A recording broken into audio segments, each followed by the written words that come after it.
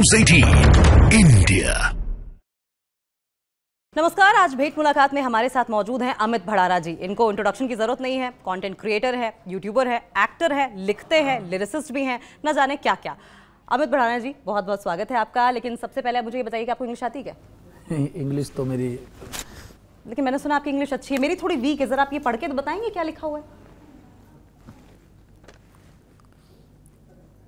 Okay, oh nice, शकला का boom boom, या आबरा का जाबरा, oh my god, to be honest, या beautiful, okay nice, very good. So ये इनके एक रील का रिक्रिएशन था, उन्होंने लॉ किया, अच्छे खासे पढ़े लिखे हैं, लेकिन ये सिर्फ हमारे दर्शकों के लिए किया गया था। लेकिन ये बताइए, कर जाएंगे या घर जाएंगे, क्या था थॉट है इसके पीछे बहुत? अगर आप गहरी सोचेंगे कि जितने भी व्यक्ति या जितने भी नौजवान लड़के जब सरकारी नौकरी की तैयारी करते हैं, या एक नॉर्मल लाइफ में भी आप ले लें, जब एक बंदा एक मिशन पे या कुछ करने के लिए निकलता है, तो उसके पीछे की मेरी ये थॉट है कि या तो उसको कर दो या फिर घर पहुंच जाओ, बीच में नहीं लटकना चाहिए।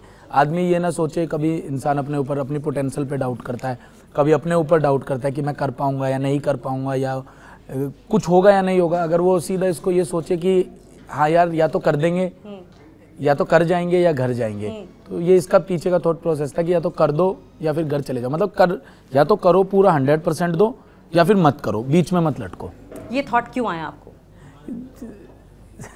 मतलब ऐसा कुछ रीज़न नहीं है कि आने का इसका क्या कारण है। मैं नॉर्मल लाइफ में ही देखता हूँ अपनी में भी कि फेलियर से जब आदमी बहुत ज़्यादा डर जाता है, घबरा जाता है, तो उसको समझ नहीं आता कि मैं किस तरफ जाऊँ, मैं क्या करूँ, क्या हो सकता है इस टाइम। तो वो बहुत जल्दी क्विट करने की कोशिश करता है कि मुझे क्विट कर देना चाहिए, या मैं भी अगर उस जगह पर रहूँगा तो मैं भी वो सोचता हूँ। तो थॉट प्रोसेस इसके पीछे का यही था कि या तो करेंगे या फिर घर बैठेंगे। एसएससी क्या रिस्पांस मिला? ये आपकी वेब सीरीज जो थी, काफ़ी अच्छा रिस्पांस था, लोगों ने बहुत प्यार दिया उसको। और मेरे लिए सबसे अच्छी बात उसकी ये रही कि मुझे इतने लोग मिले, चाहे वो आईएएस थे, आईपीएस थे, चाहे वो पुलिस में थे, चाहे वो एसएससी की तैयारी कर रहे थे, यूपीएससी की तैयारी कर रहे थे। मैंने तो कहानी सोचकर बनाई थी कि एसएससी को लेकर, लेकिन वो हर एक फील्ड के लोगों ने इतनी रिलेट करी। कितने लोग मुझे मिले कि यार हम आईएएस की तैयारी जब कर रहे थे तो ऐसा सा ही कुछ हमने अनुभव किया था। मतलब कुल मिला के बात यह है कि हासिल करने का तरीका सबका एक जैसा ही है। मतलब सब एकदम लोअर मिडिल क्लास से आते हैं, मेहनत वही करनी, बड़े बड़े सपने हैं, सपनों को पूरा कैसे करना है, सबका है वैसा ही। लेकिन उससे पहले मैं सोचता था कि सिर्फ ये एसएससी वालों के लिए मैं बनाता हूँ जो एसएससी की तैयारी करते हैं, क्योंकि उसकी भी काफ़ी बड़ी जनसंख्या होती है। 35 लाख बच्चे एक साल में पेपर उसका देते हैं, तो मुझे था कि उसके लिए बनाते हैं। तो ये आइडिया कहाँ से आया? आपने पूरा खुद लिखा? शूटिंग कहाँ हुई? ये आइडिया तो मैंने एक्चुअली जब मैं कॉलेज टाइम में था, फर्स्ट ईयर में था, तो मैंने एसएससी की तैयारी करी थी, जिसमें मैं बुरे तरीके से फेल हुआ था। मुझे ऐसा किसी ने बता दिया था कि एसएससी के पेपर बहुत आसान होते हैं, तो आप पेपर दे दो, क्या पता बात बन जाए, नौकरी लग जाए। और उसने मुझे बताया 35-40 हज़ार रुपये तनख्वाह भी होती है। मैंने कहा अरे तो मज़ा आ जाएगा, ईजी पेपर होता होगा। मैंने कहा जैसा भी होता होगा, 12th करके आए थे, कॉमर्स का मैं स्टूडेंट था, मुझे लगता था कर देंगे, थोड़ा सा कुछ हो जाएगा। और मैंने वो पेपर देखा, इतना डिफिकल्ट था। उन्हीं दिनों मैं स्टूडेंट्स से मिला करता था, क्योंकि मेरा घर तो पास में ही था, मुखर्जी नगर में मैं तैयारी करता था और जमुना पार में ही मैं रहता था। लेकिन कुछ बच्चे थे जो पानीपत, सोनीपत, मध्य प्रदेश, राजस्थान, उत्तर प्रदेश, इन जगहों से आए होते थे, तो उनका जो संघर्ष था वो बिल्कुल अलग संघर्ष था। तो वो कहानी मेरे दिमाग में हमेशा से थी। लेकिन अभी मैंने सोचा इसको 2021 में लिखना मैंने शुरू किया। जब मैंने लिखा तो मुझे लगा अभी उतनी बात बनेगी नहीं। फिर मैं जब 2022 में मैंने ये वापस लिखी, तो पहले मैंने 3 महीने रिसर्च की इसकी। मैं मुखर्जी नगर जाता था, स्टूडेंट्स से मिलता था, स्टूडेंट्स के साथ बैठता था, उनके साथ कॉन्वर्जेसन करता था, रात उनके साथ। क्या शूटिंग भी आपने मुखर्जी नगर ही की है? तो कोई प्रॉब्लम नहीं? वहाँ तो बहुत सारे स्टूडेंट्स होते हैं, बहुत सारा क्राउड होता है। हाँ वो हुई थी, लेकिन कर लेते हैं एडजस्ट प्यार से, मतलब बोल देते हैं कि मान जाओ भाई, तो वो मान जाते हैं। तो शूटिंग के वक्त कोई सेल्फी लेने या मतलब फोटो खिंचवाने नहीं आता था? क्योंकि वो ना उम्र एक ऐसी है, वो 18 से 23-24 साल की ना, उसमें ना मौज मस्ती बहुत होती है। तो वहाँ बैठ के जैसे सीन चल रहा होता था तो कोई पीछे से डायलॉग मार रहा है, मेरे डायलॉग मार रहा होता था, कोई कुछ कह रहा होता था, 5 रुपए की पेप्सी, अमित भाई सेक्सी, ऐसे करके बोल रहे होते थे। तो ऐसे बोल रहे होते थे पीछे से। अब मैं कुछ डायलॉग बोल रहा हूँ और पीछे से उसने बोल दिया, तो मैं फिर उसको आग करके बोलता था मान जा। अच्छा, कभी ऐसा हुआ है कि शूटिंग के टाइम पे कभी किसी ने पीछे से कोई डिस्टर्बेंस क्रिएट की हो, किसी आपके फैन ने या वहाँ शूटिंग देखने वाले किसी दर्शक ने, आपको बहुत हंसी आ गई हो या फिर आपको बहुत गुस्सा आ गया हो? वो हो जाता है, वो ऐसे ऐसे कभी कभी ऐसे मोमेंट हो जाते हैं कि जैसे कोई चिल्ला रहा है या कोई कुछ बोल रहा है पीछे से। एसएससी के टाइम पर ही ज़्यादा हुआ था। नॉर्मल में तो क्या है कि हम मैनेज कर लेते हैं जब नोएडा, ग्रेटर नोएडा में करते हैं, लेकिन दिल्ली था वो बिल्कुल ओपन था, तो उस वहाँ में थोड़ी सी प्रॉब्लम हो रही थी।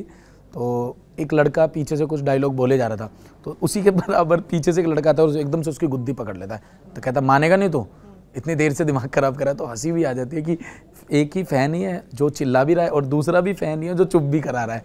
तो ऐसे मोमेंट्स काफ़ी होते रहते हैं शूटिंग के टाइम पे। 2017 में तो आपने YouTube स्टार्ट किया था, लेकिन पहला वीडियो कब बनाया था आपने? मैं 17 में ही YouTube पे वीडियोस बनाया था, लेकिन मैं पहले डबिंग करके वीडियोस बना के डालता रहता था फेसबुक पे। तब इंस्टाग्राम इतना जितना आज के समय में प्रचलित है उतना प्रचलित नहीं था, लेकिन फेसबुक पे मैं जब कॉलेज जाता था ऐसी कोई डबिंग करके डाल दी, कोई इंग्लिश गाना है तो उस पर हरियाणवी सॉन्ग लगा के डाल दिया, एडिट। मैं टेक्नोलॉजी से बड़ा जुड़ा हुआ था शुरू से ही, तो एडिट करके डाल के छोड़ जाता था। तो कभी लगता नहीं था कि साथ वाले बच्चे बहुत मजाक बनाएंगे? नहीं, साथ वाले तो अपने ही बंदे हैं ना, खास है वो तो चढ़ा के रखते। वो तो वैसे ही कहते थे कि भाई ये तो आपने दुनिया बदलने वाली चीज़ कर दी, ऐसी तो कोई चीज़ ही नहीं कर सकता। वो तो मुझे वैसे ही चढ़ा के रखते थे। मुझे कभी किसी ने ऐसे डिमोटिवेट नहीं किया, मतलब रिश्तेदार फिर भी ऐसे हैं जो डिमोटिवेट कर देते हैं, दोस्तों ने कभी डिमोटिवेट नहीं किया। तो कभी जब आपने इस तरीके से कंटेंट मेकिंग शुरू की होगी, कोई रिश्तेदार ऐसा था जिसने कह दिया हो कि अरे तो नालायक है, कुछ नहीं रखा इन चीज़ों में, ऐसा कभी कोई मोमेंट हुआ है? रिश्तेदारों का तो थोड़ा सा काम है ये, वो एक के चार बनाते हैं, और ये थोड़ा सा दस्तूर है उनका कि पहले आपको, आपके परिवार को वो समय समय पर एक नीचा दिखाते हैं, गलत टिप्पणी करते हैं, और जब जैसे ही वक्त बदल जाता है तो वो भी बदल जाते हैं। लेकिन मैं उनको कभी कुछ कहता नहीं हूँ, मतलब मैं कभी वो मेरे सामने आए तो मैंने उनको इज्जत ही दी, क्योंकि मेरी अपब्रिंगिंग अलग कराई मेरी माताजी ने, ऐसी नहीं कराई कि रिवेंज वाली कि कभी कुछ बन जाएंगे तो पहले इनको जवाब देंगे। नहीं, हंस पड़ता हूँ बस, मैं ऐसे करता हूँ। जैसे हमारी एक रिश्तेदार थी, वो कह रहे थे कि भाई अमित तुझे शादी में आना है, मेरी लड़की की शादी में आना, अगर तू नहीं आया ना तो वो डोली में नहीं बैठेगी। तो मैंने कहा फिर तो वो बैठ ही नहीं पाएगी। कह रही क्यों? मैंने कहा मैं तो नहीं आऊँगा। तो लेकिन मैं गया भी नहीं क्योंकि मेरा शूट था उन दिनों, तो मैं कहीं और था। लेकिन वो शादी भी करी उसने, डोली में भी बैठी, बालक भी हो गए उसके। लेकिन देखो जब उनकी माताजी मिली थी तो ऐसी ऐसी बातें बना रही थी कि देख ले तेरे बिना तो वो डोली में भी नहीं बैठेगी, हमें तू नहीं आएगा तो। और आज देखो उसके 2 छोटे छोटे बालक है, मुझे मामा कहते फिर हैं। वही है। अच्छा ये बताइए Amit ji, middle class family से आते थे आप, और ऐसे में जब आपने कभी कंटेंट मेकिंग शुरू की, कभी ऐसा हुआ कि फाइनेंशियल ऑब्स्टिकल्स आपके सामने आए हों? 17 तक तो काफ़ी मैंने फाइनेंशियल वैसे भी घर से भी किया, क्योंकि मैं कम उम्र में जब पिताजी का देहांत हो गया तो चाचा जी ने सब संभाला। मेरे दादाजी मिलिट्री में थे, आर्मी में थे, तो उनकी पेंशन आती थी, तो दादी की पेंशन से और चाचा जी जो काम करते थे उसी से ही हमारा घर चलता था। 3 भाई बहन हम हैं, 3 भाई बहन चाचा जी के बच्चे हैं, 6 थे मेरी मम्मी जी, चाची जी, तो बड़ा परिवार था, चलाने वाले सिर्फ एक ही थे। तो वो तो फाइनेंशियल तो बहुत ज़्यादा वो रहा। लेकिन 17 के बाद कहीं ना कहीं मेहनत करी जब, और कुछ मेहनत रंग लाई, तो उसके बाद तो मैंने इतना महसूस नहीं किया है। और बस मेरा ये है कि मैं ज़्यादा जोड़ता भी नहीं हूँ, मेरा ऐसे जोड़ने में बिलीव नहीं है। मैं सारा पैसा कंटेंट में ही लगा देता हूँ, जितना मुझसे होता है मैं सारा लगा देता हूँ। वकालत वाले तो वैसे ही बहुत इंटेलेक्चुअल माने जाते हैं, आपने वकालत की और छोड़ दी, क्यों छोड़ दी? मैंने फाइनल ईयर किया, मैं पास हुआ उसमें, और मुझे प्रैक्टिस करने जाना था। तब मेरा एक दोस्त था, वो एक दिन वो मुझे मिला, तो वो मुझे बता रहा था, कह रहा यार सुबह मुझे वकील साहब ने मेरे अपने लड़के की पीटीएम में भेज दिया, और दोपहर में भाभी जी ने मुझसे सब्जी मंगाई, और फिर मैं शाम को उनकी लड़की को ट्यूशन छोड़ने आया। मैंने कहा तो तू कोर्ट कब गया? कह रहा भाई कोर्ट से ही तो मुझे यहाँ पर भेज दिया उन्होंने। मैंने कहा ये क्या हो रहा है तेरे साथ? तो ये सुन के आपने वकालत छोड़ दी? नहीं, मुझे ऐसे था कि ऐसे कैसे कर रहा है, मतलब क्योंकि एक आप रिस्पेक्ट वे में कर सकते हैं, मतलब आप मुझसे कहने लगे अमित ये काम कर दीजिए। एक होता है कि आप मेरी मजबूरी जान के कि इसके पास कोई ऑप्शन नहीं है, फिर आप मुझसे काम करा रहे हैं, तो वो थोड़ा सा गलत है, क्योंकि वो किसी का आप मजबूरी का फ़ायदा उठा रहे हैं। तो मुझे लगा, मैंने कहा ये तो मैं तो नहीं कर पाऊँगा, ऐसे कभी भी नहीं कर पाऊँगा, मेरे लिए तो बहुत मुश्किल हो जाएगा। मैं बचपन से मेरा मतलब मैं भी बहुत स्वाभिमानी टाइप के, नहीं ऐसे नहीं करेंगे वैसे नहीं करेंगे। तो फिर मैंने बहुत सोचा, मैंने कहा यार ये वीडियोस मैं बना रहा हूँ, यही बनाता रहूँ क्या? अब रिस्पांस भी अच्छा आ रहा था, चल रही थी लेकिन जब आपने वीडियो बनाने शुरू किए तो आमतौर पे मिडिल क्लास फैमिलीज में होता है कि हमारा बेटा डॉक्टर बनेगा, इंजीनियर बनेगा, टीचर बनेगा, वकील बनेगा। हाँ, आपने जब कंटेंट मेकिंग शुरू की तो क्या आपकी फैमिली को पता था, उनको बता के आपने शुरू की थी? मैंने सच पहले तो मुझे बचपन में क्रिकेटर बनना था, तो मुझे कभी कोई डॉक्टर मिल जाता था तो मुझे डॉक्टर बनना होता था, मुझे जहाँ से किक आ जाती थी वही बनना होता था। तो मेरे घर वाले कहते थे तू कुछ भी नहीं बनेगा, तू नालायक बनेगा और तो तू कुछ नहीं बनेगा। तो मेरे दिमाग में रहता था कि यार करना क्या है, क्या नहीं करना, कैसे करना है, क्या नहीं। जब मैंने कंटेंट भी बनाने स्टार्ट किया था उस टाइम पे मैं व्लॉग कर रहा था साथ के साथ। फाइनल ईयर का पेपर भी होना था मेरा, मई में या जून में पेपर भी होना था या रिजल्ट आना था, कुछ तो दोनों में से एक चीज़ें होनी थी। तो उस टाइम पर भी मैं घर वालों को नहीं पता था और मेरे 50,000 सब्सक्राइबर हो गए थे। अच्छा, क्या घर वालों को नहीं पता था? नहीं मतलब पता छुप था, छुप के आप पहले नहीं था। 70 अभी तो हमारी माता जी भी फ़ोन में कुछ देख लेती हैं, चाचा जी भी देख लेते हैं, दादी जी की तो खैर उम्र है वो नहीं देखती, वो टीवी देखती हैं, चाची भी देख लेती हैं। पहले तो घर में मैं सबसे बड़ा भाइयों में, तो मेरे पास फ़ोन था, फिर मेरी सिस्टर के पास फ़ोन था और हमारे चाचा जी भी 2017 तक कीपैड वाला फ़ोन रखते थे। तो कैसे किसी को पता लग जाएगा? फिर तो तब जियो आया, जियो से जगह जगह चीज़ें पहुंची, टीवी में फिर वीडियोस देखने लगे, इंटरनेट सस्ता हुआ, वाईफाई फिर लगने लगा, तब ज़्यादा फैलाव हुआ ना। तो हमारे चाचा जी को भी किसी ने एक दिन अचानक से फ़ोन किया। कैसे पता चला, यही तो कहानी जाननी, घर पे कैसे पता चला, उसके बाद रिएक्शन क्या था? मेरे चाचा जी को हमारे जो लोकल के एक थाने के SHO थे, उन्होंने एक दिन फ़ोन किया और उन्होंने बोला कि यार आपके अलावा कोई और भी बढ़ाना वहाँ पे रहते हैं क्या, जहाँ पर आप रहते हो? तो उन्होंने कहा नहीं, कोई तो बढ़ाना नहीं रहते। ये अमित बढ़ाना कौन है? उनको डर लग गया। उन्होंने कहा क्या हुआ है जी, बता दो, मेरा ही भतीजा ये वो। कह रहे यार कुछ भी नहीं, मेरी लड़की को फ़ोटो कराना है। अब जब मेरी लड़की को फ़ोटो कराना है तो उनको लगा क्या बदतमीजी कर दी जी, बताओ तो फ़ोटो क्यों करा रहे हो? लड़की को फॉलो वालो तो नहीं करता? नहीं वैसे लगा, उनको लगा लड़की को हमारी लड़की को आके उसका फ़ोटो खींचना है, मतलब कुछ कंप्लेंट। कह रहे जी जो भी कंप्लेंट है हम बैठ के बात कर लेते हैं, सॉर्ट आउट कर लेंगे। उन्होंने कहा नहीं जी, उसकी वीडियो उसको पसंद है। कह रहे कौन सी वीडियोज़? कह रहे जो वो यूट्यूब पे बनाता है। कह रहे अभी यूट्यूब क्या है, क्योंकि चाचा जी को नॉलेज ही नहीं थी। कह रहे यूट्यूब क्या है? कह रहे वो यूट्यूब पे वीडियोज़ बनाता है और ऐसे ऐसे फ़नी वीडियोज़। तो चाचा जी को कुछ समझ ही नहीं आया। चाचा जी ने सभी छोटे भाइयों को बुलाया, इकट्ठा किया कि क्या यूट्यूब क्या। सारे छोटे भाइयों ने भी सरेंडर कर दिया। कह रहे हमें नहीं पता सब है उन्हें, पर उन्होंने भी सरेंडर किया। कह रहे हमें नहीं पता। फिर वो आए, अपनी लड़की को लेकर आए और मैं चाचा जी ने मुझे फ़ोन कर दिया था घर आ जा। अच्छा, मुझे बताया नहीं उन्होंने क्या बात है। वो हमेशा से मेरे साथ ऐसे ही गेम खेल देते हैं चाचा जी, बताते नहीं है वजह क्या है, नहीं तो मैं घुमाऊँ कुछ करूँ। उन्होंने कहा घर पे आ, काम है कुछ। मैं आया, मैं जैसे घर पे पहुंचा वो लड़की बैठी थी वो, और उस लड़की ने, क्योंकि हम तो चाचा जी से हमेशा इतना बंद के रहे हैं ऐसे रहे, उस लड़की ने एकदम से मुझे हाथ पकड़ के मेरा ऐसे खींच के एकदम ऐसे किया। मैंने कहा मान जा प्लीज़ मान जा मेरे चाचा। मैंने कहा मेरी घर में कुछ और तरह की इज्जत है, मुझे सम्मानपूर्वक जीने दे। तो उन्होंने कहा मैं आपकी बहुत बड़ी फ़ैन हूँ, मैं बता नहीं सकती, आप अपने डायलॉग सुना दो आप। वो और इस बीच में चाचा का रिएक्शन, चाचा जी देख रहे थे आराम से कि क्या है, क्या चल रहा है ये, और एकदम से उसने कहा कि आप वो वाला डायलॉग सुना दो, हसीना गोरिया। मैंने कहा अरे मान जा, हसीना गोरिया, चुप हो जा। चाचा जी मुझे देख रहे हैं, हसीना गोरी है, अच्छा इतना बड़ा मुद्दा चल रहा है कि ऐसे बोला जा रहा है हसीना गोरी है। तो मैंने कहा ठीक है कोई बात नहीं। फिर इस तरीके से पता लगा, मम्मी जी को किसी ने, एक पड़ोस वाली आंटी ने वीडियो दिखा दी। तो चाचा ने मम्मी जी को नहीं बताया? नहीं, जिस दिन चाचा जी को ही पता लगा था उससे पहले मम्मी को बताया था किसी ने। हाँ। मम्मी ने छुपा दी थी बात। हाँ। मम्मी जी को किसी ने ये बोल दिया कि ये देखो आपकी लड़के की ना पार्क की एक वीडियो आ रही है, पार्क में लड़की के साथ बैठा है, उसे छेड़ रहा है।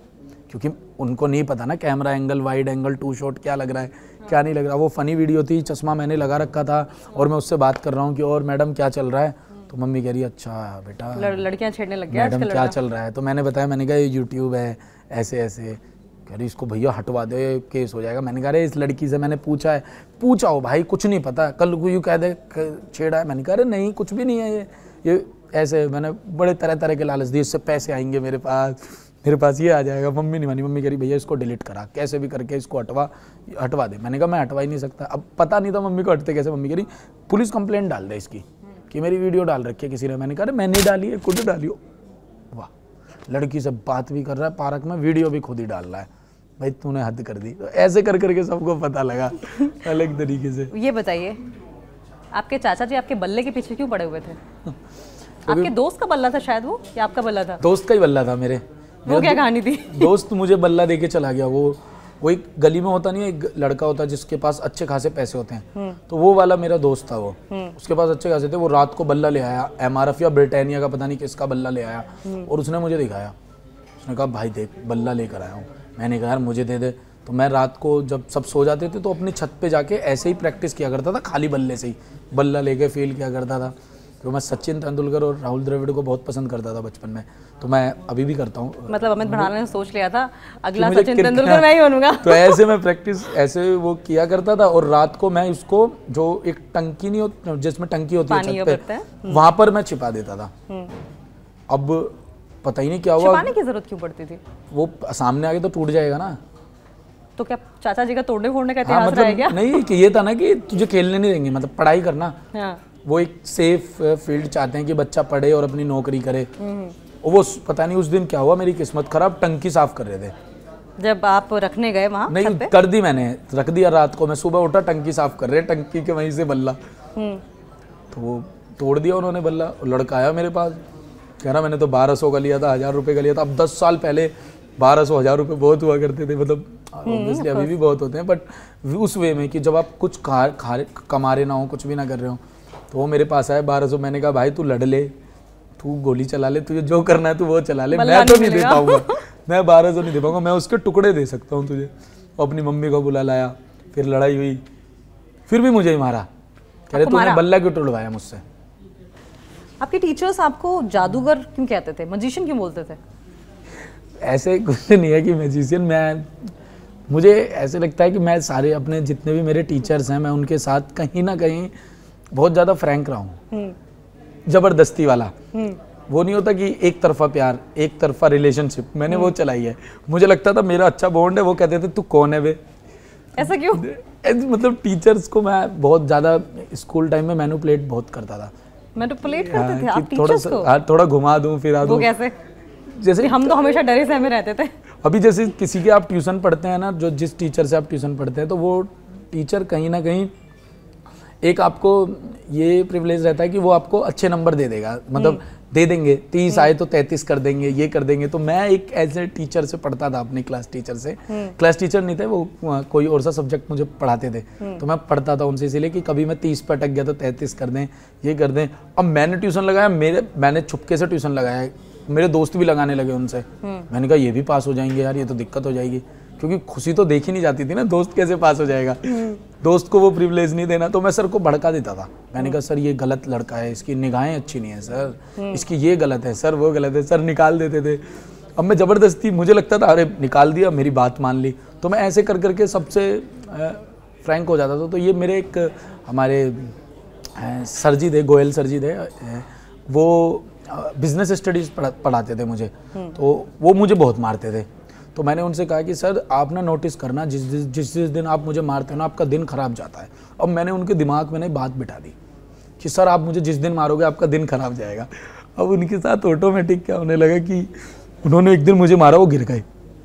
एक दिन और सच में हो गया? फिर क्या हुआ? तो एक दिन और उन्होंने मुझे मारा, उनके पंचर हो गया, तो उन्होंने मुझे बुलाया। नहीं पंचर हो गया या पंचर आपने कर दिया? कर दिया हमने, पर उसको कहानी ये भी बताइए ना आप। पर हमने कहानी ऐसी बता दी कि उनको लगा कि पंचर हो गया। पंचर हुआ है।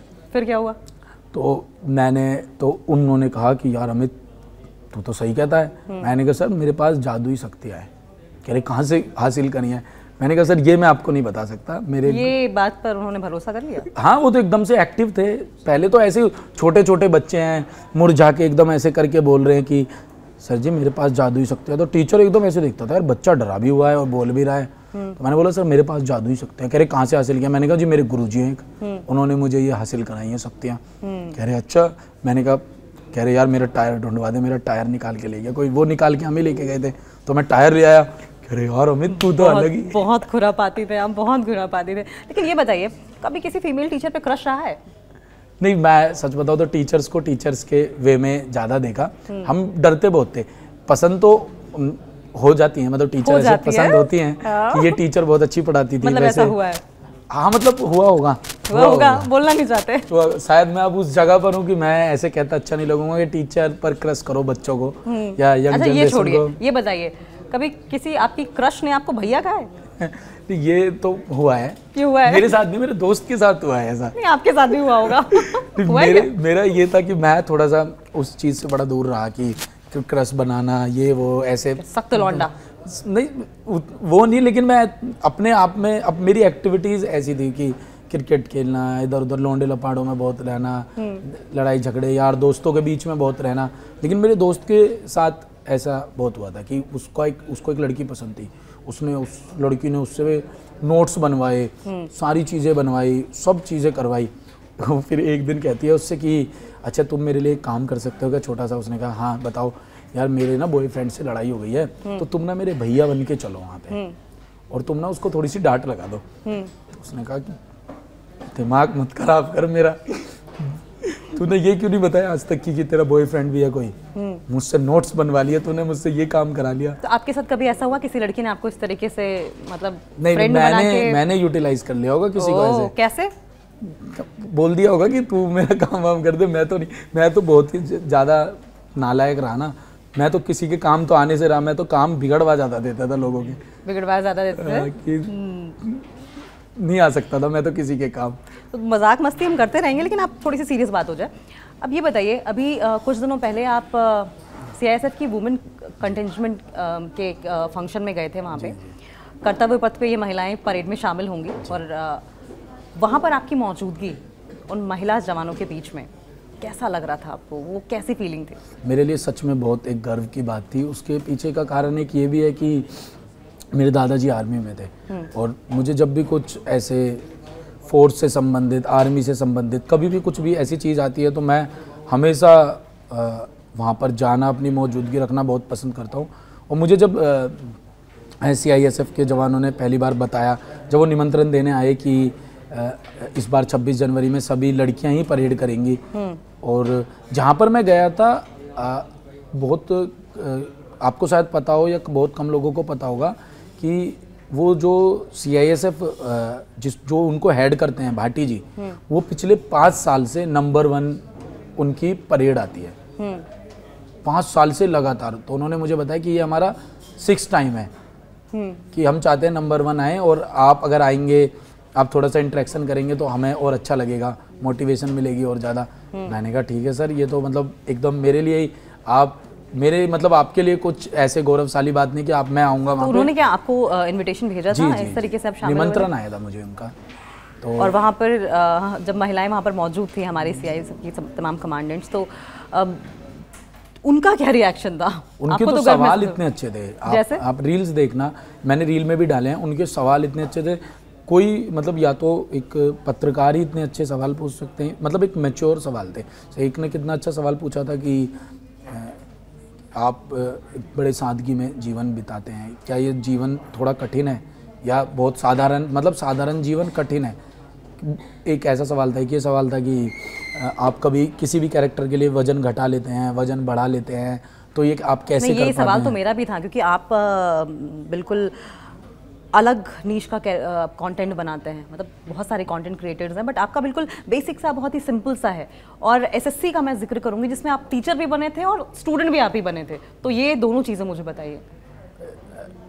थोड़ा सा एक टाइम के बाद 17, 18, 19, 20 जब मैंने 3-4 साल कंटेंट क्रिएट किया, फिर उसके बाद मुझे लगा कि यार मुझे अपने कंटेंट को बहुत वर्सेटाइल करना होगा, अपने आप को वर्सेटाइल बनाना होगा, कि मेरा कंटेंट बेशक आज बहुत कम लोग देखें लेकिन आने वाले समय में उसकी चर्चा रहे। क्योंकि मेरा हमेशा मानना ये है कि मुझे दुनिया को नहीं जीतना, मुझे दुनिया के दिलों को जीतना है। तो मैं हमेशा इस एक चीज़ के साथ चलता हूँ कि चाहे कुछ हो जाए, अपना काम ऐसा रहना चाहिए कि उसका इम्पैक्ट पड़े, जिम्मेदारी वाला काम हो, कि हंसी मजाक भी है, सीरियस भी है, लोग इंस्पायर भी हो रहे हैं, मोटिवेट भी हो रहे हैं, लोग भटक नहीं रहे, मतलब एक जिम्मेदारी के साथ मैं कंटेंट क्रिएट करता हूँ। तो मेरा SSC का भी वही मोटिव था कि मुझे एक जिम्मेदारी के साथ कंटेंट बनाना है, जिसमें एक चीज़ मेरी ये रही कि मुझे पहले ये था कि मैं टीचर भी मैं ही बनूंगा, इसमें स्टूडेंट भी मैं ही बनूंगा, पर डिफ़िकल्ट बहुत था। पहले मैंने एक जो टीचर का रोल किया तो उसका 85 kg वेट था, फिर मैंने 69 किया उसको, पहले 91 था तो 85 किया, 85 पर मुझे लगा अभी परफेक्ट है, अभी कर सकते हैं 85 पे शूट किया, फिर 40 दिन का रेस्ट लिया, फिर उसको 16 किलो घटाया डाइट करके, और डेली में 6 किलोमीटर दौड़ता था, ऐसे करके मैंने घटाया। 69, 70, 69, 70 वेट था, उसमें फिर मैंने स्टूडेंट वाला प्ले किया, बहुत कठिन था लेकिन ऐसा था कि जब मैं 69 किलो का था तो मेरे इतनी बड़ी दाढ़ी थी जब मैं 69 का था। तो मैंने जिस दिन क्लीन सेव करी और मैं जिस दिन पहली बार सेट पे पहुंचा, मुझे कोई भी नहीं पहचान पा रहा था, कोई भी नहीं पहचान पा रहा था। मतलब जो सुबह से क्लीन सेव से मेरे साथ चले थे घर से, उन्होंने मुझे पहचाना, बाकी किसी ने मुझे नहीं। मतलब एक दो इंसिडेंट तो मेरे साथ ऐसे भी हैं उस दिन के कि मुझे लाइट्स मैन कह रहे थे सेट पे, भाई एक बार साइड हो जाएगा, सर आने वाले हैं। तो मैं ऐसे था, मैंने कहा भाई सर यहीं खड़े हैं यार, सर यहीं खड़े हैं तेरे नजर घुमा के देखो जरा। हाँ, तो वो था। लेकिन अरे आप बार बार डाइट की बात कर रहे हैं, क्या आप डेली लाइफ में डाइट करते हैं? नहीं, मैं नहीं करता फॉलो। नहीं करते? बिल्कुल भी नहीं। मैं तो बहुत चटोरे खान पीन वाला मतलब शौकीन आदमी हूँ। कैसे, मतलब कुछ बताइए मुझे, कैसे शौकीन मानूं मैं? मतलब मैं चटोरा हूँ बहुत ज़्यादा, बहुत खाना खाता हूँ मैं। मुझे शादियों का खाना बहुत पसंद है, घर का खाना बहुत पसंद है, मैं खाता बहुत हूँ, पूरे दिन खाता हूँ मैं।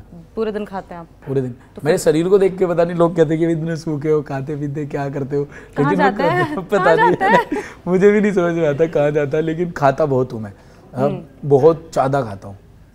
कितना भी खाने पर मेरा पूरा कॉन्सेंट्रेट, जैसे कि मुझे यहाँ से पता है, यहाँ के बाद एक नोएडा में एक हैं अपने, उनके वो देसी घी की टिक्की बनाते हैं बहुत। कौन से सेक्टर में?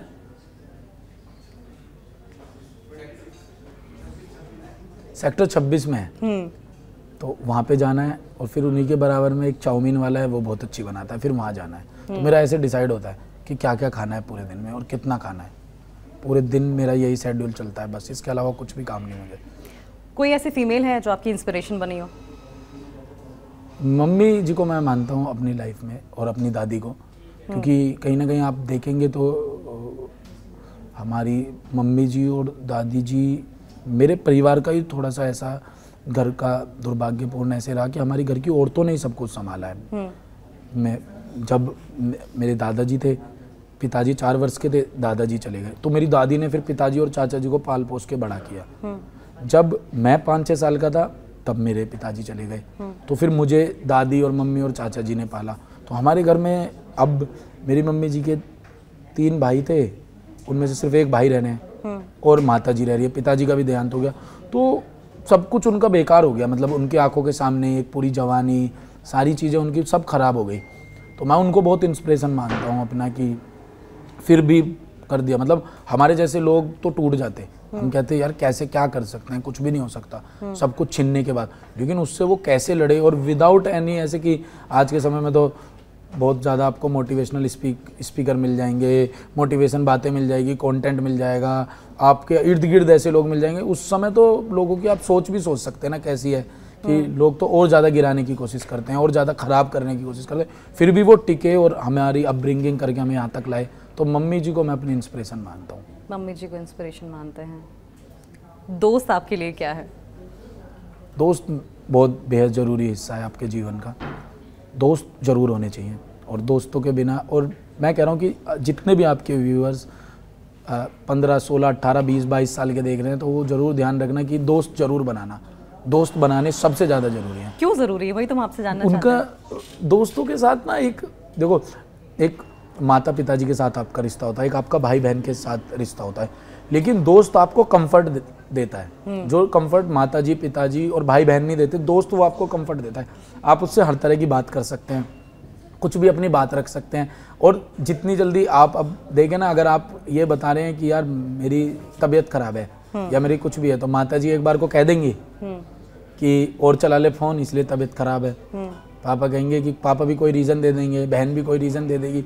आप दोस्त से कहोगे ना कि यार मेरी तबीयत खराब है, तो कहेगा आ ना यार घूमने चलते हैं, ठीक हो जाएगा। तो जब कंफर्ट देता है दोस्त। जब आपने वीडियोस बनाने शुरू किए थे तो दोस्तों ने सपोर्ट किया था, मजाक बनाया था, आगे बढ़ाया था, या कुछ सजेशन दिए थे? क्या रोल था आपके? दोस्त तो सपोर्टिव रहे हैं, सच बताऊं तो मैं, चाहे मुझे प्रोफेशनली दोस्त मिले या पर्सनली जो मेरे पुराने दोस्त थे जो अभी भी मेरे टच में हैं, सब सपोर्टिव रहे, सब ने बहुत सपोर्ट किया है। ऐसा कोई भी नहीं है, मुझे तो कोई दोस्त याद नहीं आता। कॉलेज वाले कैसे थे? सब अच्छे थे कॉलेज वाले। हाँ, बस कुछ लोगों का ऐसा होता है कि शुरुआत में आपसे नहीं जुड़े थे, कामयाबी देखकर जुड़े, लेकिन मैं फिर भी उनको दोस्ती मान के चलता हूँ अपने जीवन में, कि क्योंकि मुझे लगता है कि अगर आप जब आप कंटेंट बनाने लगे थे तो उस वक्त आपके दोस्तों का, कॉलेज के जो स्टूडेंट्स आपके साथ के थे, उनका कोई फ़नी रिएक्शन या कोई दिलचस्प रिएक्शन जो आपको याद रह गया हो कि हाँ भाई मज़ा आ गया? तो मतलब काफ़ी ऐसे किस्से हो जाते हैं कि जो आप कैमरे के सामने नहीं बता सकते, लेकिन आपको कैमरे के पीछे वो ऐसे रहते हैं, क्योंकि कहीं ना कहीं मुझे पता है कि वो भी मेरी वीडियोस देख रहे होंगे या चीज़ें कर रहे होंगे। रिएक्शंस तो बहुत ज़्यादा निकल के आए थे, बहुत एकदम, कुछ लोग बहुत ज़्यादा खुश थे कि यार तो ऐसे हो दिल में गया। यादें हैं। हाँ, कुछ लोग तो ऐसे थे कि जिन्होंने ये कहा था कि हमने तो पहले ही कहा था। तो मैं कहता था कब कहा था, लेकिन कहा था एक दिन। कॉलेज से मुझे याद आया कि अवंतिका मार्केट में भी आके आप कुछ खाने पीने जाते थे। मेरा रूट में था 971 में पकड़ता था। हाँ, मुझे 971 की कुछ दिलचस्प कहानियां सुननी है आपसे। अशोक विहार में मेरा कॉलेज था, सत्यवती कॉलेज। तो उनके सामने वो पराठे वाले अंकल थे हमारे, तो उनके वहाँ पराठे खाने जाते थे, बढ़िया पराठे बना के देते थे वो। 971 पकड़ता था मैं यमुना विहार से, वो मुझे आज़ादपुर उतार देती थी। फिर मैं आज़ादपुर से एक और बस पकड़ के फिर मैं अशोक विहार की तरफ जाता था। बसों के तो इतने ज़्यादा किस्से हैं, क्योंकि मैंने 3 साल ऐसे बस में बिल्कुल बिताए हैं। चाहे पास बनवाना हो, पास बनता था 50 रुपये का, घर से मैं 300 रुपये लेता था पास बनवाने के। पास बनवाना हो, बसों में बैठ के, जिस तरीके से बसों में बहुत कंटेंट मिलता है। बसों में बहुत तरह के, बसों में एक आशिक बैठा है कान में लीड लगा के कि बाबू बताओ ना कितनी देर में फ्री होगी। तरह तरह के बिल्कुल ऐसे मिलते हैं। किसी के आप बराबर में खड़े हो गए तो उसके वो अपनी पसीनों की महक छोड़ रहा है आप पे। तरह तरह के लोग आपको मिलते हैं बस में। तो वो सारा कंटेंट आपने अपने वीडियोस में यूज किया। बसों में मैं रेडियो बहुत सुना करता था। और रेडियो से कोई आइडिया आया? रेडियो से मतलब आइडिया तो कुछ कभी ऐसे रेडियो से नहीं क्रैक हुआ, ऑब्जर्वेशन से बहुत हुआ कि आसपास कुछ देखा, उसमें से कुछ निकल गया, उसमें से कुछ बन गया। लेकिन बहुत लोग ये नहीं कर पाते हैं, आसपास जो चीज़ें ऑब्जर्व करते हैं उसको एज इट इज स्क्रीन पे नहीं उतार पाते, लिख नहीं पाते, बट आपने लिखा भी, स्क्रीन पे भी उतार दिया। ये तो फिर तो मैं कहता हूँ कि ये तो कुछ भोलेनाथ जी की कृपा है, बाबा जी भगवान है। ये तो फिर भोलेनाथ जी की कृपा है, मैं तो इसमें कुछ कर नहीं सकता। और राम जी की? प्रभु श्री राम की भी है। मैं तो एक ही मानता हूँ, मैं तो एक ही मानता हूँ। हाँ जी। क्या है गाना? गाने का नाम है वो श्री राम है। हाँ। वो श्री राम है। उसमें एक लाइन है, जैसे आपने भी भोलेनाथ जी और उनसे संबंधित पूछा है, तो मैं आपको बता दूं कि भोले को पूजें शंकर के भगवान हैं, कलयुग में वही चारों धाम हैं, वो श्री राम है, वो श्री राम है। तो ये उस गाने के लिरिक्स हैं कि भाई जो उसकी कहानी है, जैसे कि मैं डेस्टिनी में बड़ा बिलीव करता हूँ, तो वो कहानी डेस्टिनी की है कि अगर आपके कर्म अच्छे हैं, आपकी नीयत अच्छी है और आपका फल, जब आप चिंता करते हो ना कि मुझे फल मिलेगा, है ना, तो आप उसकी चिंता ना करें, डेस्टिनी के ऊपर थोड़ा छोड़ दें। तो वही उस लड़के की कहानी है कि वो पूरी की पूरी यात्रा की प्लानिंग करता है, आरती की तैयारी कराता है कि भाई उस दिन हमें जाना है यात्रा में और प्रभु श्री राम की आरती करनी है। लेकिन जिस दिन उसको जाना होता है उस दिन उसकी माता जी की तबीयत खराब हो जाती है। अब वो दुविधा में है कि इधर माँ का ध्यान रखूँ या उधर जाऊँ, लेकिन प्रभु दोनों रास्ते निकाल देते हैं। माँ का ध्यान नहीं रख पा रहा क्योंकि हॉस्पिटल में माँ है तो पैसे नहीं है उसके पास। तो लेकिन ये जो कॉन्सेप्ट, इतना गहरा कॉन्सेप्ट आपने सोचा, क्या ये रियल लाइफ का कोई इंसिडेंट है या आपने आपकी इमेजिनेशन से? ये थॉट प्रोसेस है मेरा, मतलब मुझे ऐसे लगता है कि अगर आप प्रभु के करीब हैं या प्रभु को कुछ भी आप जीवन में मानते हैं या हल्के से भी उनके करीब है, तो वो आपके लिए रास्ते खोलते हैं, आपके लिए वो सबसे बेहतरीन रास्ते बनाकर आपको देते हैं। आप बहुत स्पिरिचुअल दिख रहे हैं और जहाँ तक मैं आपके बारे में जानती हूँ, शायद 15 महीने में आपने 12 ज्योतिर्लिंगों के दर्शन कर लिए। जी जी जी, ये सौभाग्य मुझे प्राप्त हुआ और मैं बहुत अपने आप को सच बताऊं तो मानता हूं कि यार ये मैंने अगर किया है तो इसमें ज़रूर कुछ ना कुछ बाबा ने मुझसे कराया, भोले बाबा जी ने। वरना मैं तो इतना मेरा टाइट शेड्यूल होता है, इतना मैं काम करता हूँ, बहुत ज़्यादा काम में व्यस्त रहता हूँ। मेरा जीवन का काम ही एक है, सिर्फ काम करना। उसके बावजूद भी मैंने ये सब किया तो मेरे लिए बहुत बड़ी बात है। कहीं ना कहीं मैं उनसे कनेक्टिंग फील करता हूँ कि मुझे उनसे ऐसे लगता है कि मैं उनसे कनेक्ट हूँ, इसी वजह से ये हो पाया। और अद्भुत था, अद्भुत था, अद्भुत था। बहुत वाइब्रेशन, बहुत क्लोजनेस फील हुई और हर एक ज्योतिर्लिंग के अलग मायने, अलग वाइब्रेशन, अलग तरीके से आपको महसूस होना और फिर आप बस उन्हीं के हो जाना है, यही उनकी खासियत है। क्या बात है। अभी जब हमारी बातचीत होने वाली थी उससे पहले हमारे पास एक क्वेरी आई थी कि आपसे मैं पूछूं कि एसएससी में जिस तरीके से आपने मैथ्स की जो प्रॉब्लम्स हैं सॉल्व करने का जो तरीका है वो कैसे कर रहे थे आप? मतलब 25x25 अगर मैं आपसे पूछूं तो आप मुझे कैसे समझाएंगे कि वो कैसे क्या आउटपुट आएगा? यही इसके लिए मैंने पढ़ाई की थी 1 महीने पूरी पढ़ाई की थी आपने? पढ़ाई की थी। अभी जब मैं एसएससी लिख रहा था, हाँ। रिसर्च के टाइम पे मैंने 1 महीने पूरे पढ़ाई की थी। जैसे कि मान के चलो ए से लेकर जेड है ना, आप कोई भी ए से लेकर जेड के बीच में आप कुछ बोलिए, कुछ भी बोलिए, बोलिए आप एक बार। जेड 26 और कुछ बोलिए। एल 12। अब जब आप इनको गिनेंगे तो इतने नंबर पे आते हैं। 5 जे 10। कैसे कर रहे हैं आप, पहले मुझे बताइए। पढ़ा मैं इसके लिए, मैंने पूरी इसके लिए पढ़ाई की। तो इज इट अ ट्रिक? हाँ, ये ट्रिक है। तो मैंने जितनी भी ट्रिक्स पढ़ी, तो 25 स्क्वायर की ये ट्रिक्स थी कि 25 का अगर आपको स्क्वायर निकालना है 25, 5 का स्क्वायर निकाल लो पहले। 5 का स्क्वायर आ गया 25। 2 के बाद क्या आता है 3, 2 और 3 को मल्टीप्लाई कर दो 6 25। तो 25 × 25 625। वाओ। तो ऐसे मैंने ये पूरी ट्रिक सीखी थी। और एक क्वेश्चन भी था और मैं हैरान रह गया, मुझे किसी ने एक दिन रील भेजी और उस ट्रिक्स पे कितने व्यूज होंगे? 125 million. Wow, amazing. 125 million views थे उस पे।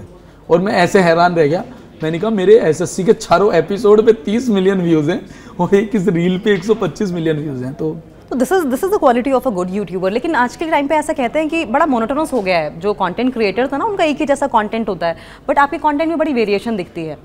बहुत ही बेसिक सी चीज़ें, बहुत ही सिंपल सी चीज़ें उठाते हैं। उसके बाद फिर आपने एक वेब सीरीज़ भी ले आए।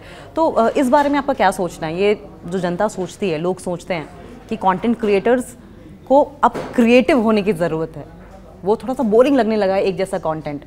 आपके केस में हालांकि ऐसा नहीं है। अभी ऑडियंस को कंटेंट की समझ बहुत ज़्यादा हो गई है, अभी वो देखने लगा है। अच्छा, उल्टा भी है, अगर आप एक जैसा कंटेंट बना रहे हैं तो आपके जो पुराने लोग हैं वो आपसे बहुत खुश होते हैं, लेकिन उससे नए नहीं जुड़ते। और अगर आपको नए जुड़ने हैं तो आपको एक्सपेरिमेंट करना, फिर आपके पुराने वाले नाराज हो जाते हैं। तो इसके बीच में बहुत दायरा है। इस वजह से हर एक कंटेंट क्रिएटर एक्सपेरिमेंट करने में डरता है। उसको लगता है कि यार बेशक से नए ना जुड़े, लेकिन पुराने वाले जुड़ के उतने लोग तो मुझे देख लें। अपना तो क्या है ना कि अब उस मोह से निकल गए कि यार चाहे बेशक से 1 लाख लोग देखें, लेकिन वो देखने के बाद ये कहें कि यार बहुत अच्छा कंटेंट, बढ़िया कंटेंट है। मान लीजिए अमित भड़ाना कंटेंट क्रिएटर ना होते, राइटर ना होते, एक्टर ना होते, लिरिसिस्ट ना होते, वो एंकर होते, न्यूज़ 18 इंडिया के एंकर होते, और ब्लेजर पहना होता, सामने टेबल होती, लैपटॉप रखा होता और उन्हें अपना इंट्रो देना होता, तो कैसे देते? आप लोगों को सही खबर सुनाना, किसी भी मार्ग से ना भटकाना। नाम है मेरा अमित भड़ाना। दोस्तों, स्वागत है आपका न्यूज़ 18 में। नमस्ते, जय श्री राम। Very good. क्या आपकी कोई और प्रोजेक्ट आ रहा है? हाँ, अभी मैं लिख रहा हूँ। मैं वेब सीरीज़ लिख रहा हूँ, फिल्म लिख रहा हूँ, और मैं वीडियोज़, फ़नी वीडियोज़ हैं जो वो अपने यूट्यूब चैनल पर लगातार थोड़ा जल्दी डालना चाहता हूँ, ज़्यादा गैप ना करके, 1-1 महीने के 2-2 महीने के अंतराल में। क्योंकि लोग मुझसे एसएससी के समय पर बड़े नाराज़ हो गए थे कि आप 1 साल लेके कंटेंट बनाने 1 साल बाद आए आप। तो मुझे भी थोड़ा लगा कि मैं अपने लोगों के लिए जल्दी। लेकिन एसएससी को यूट्यूब पे आपका रिलीज़ करने का एकदम से प्लान कैसे बन गया? पहले मैं उसको ओटीटी पर रिलीज़ कर रहे थे। हाँ। हमारे डिलीवरेबल्स भी हो गए थे, उनके साथ डील हो गई थी, लेकिन मैंने प्रॉमिस किया था कि मैं पहला वेब सीरीज़ अपना यूट्यूब पे डालूंगा। हाँ, और वो प्रॉमिस रखने के लिए तो आपने मुझे वो लगा सब कि यार छोड़ दिया, क्योंकि जुबान सबसे ऊपर है मेरे लिए। मुझे लगा नहीं यार, जुबान नहीं तोड़ रहे, ऐसे नहीं, अच्छा नहीं लगेगा, कर लेते हैं। इससे बढ़िया जितने पैसों में उनके साथ हमारी डील हो रही है, उतने ही पैसों में हम कोई ब्रांड ले आते हैं और ब्रांड के साथ कर लेंगे। तो वो लोग नाराज नहीं हुए? हो जाते हैं, मना लेंगे, वो भी अपने ही भाई हैं। Content is king. अब नाराज हो जाएं और उतना ही स्ट्रॉन्ग आप उनको कंटेंट दे देंगे वापस, तो वो खुश भी हो जाएंगे। तो कंटेंट इज किंग पे जल्दी से आखिरी में कुछ ऐसा बोल दीजिए हमारे दर्शकों को जो खुशी हो जाए, उन्हें मिल जाए। ऐसे मतलब क्या कुछ भी। मैं तो बस इतना कहना चाहूँगा कि न्यूज़ 18 को बहुत ज़्यादा प्यार दें और इंटरव्यू देख के बताएं कि इसकी आपको बेस्ट लाइन क्या थी कमेंट में। थैंक यू, नमस्ते। तो अमित भड़ाना जी हमारे साथ थे और आपने देखा उनकी ज़िंदगी कैसे उतार चढ़ाव वाली रही, और हम उम्मीद करते हैं कि अमित भड़ाना जी आप और नाम कमाएं और शोहरत पाएं और ऐसे ही दर्शकों को खुशियाँ बांटते रहें, हंसाते रहें।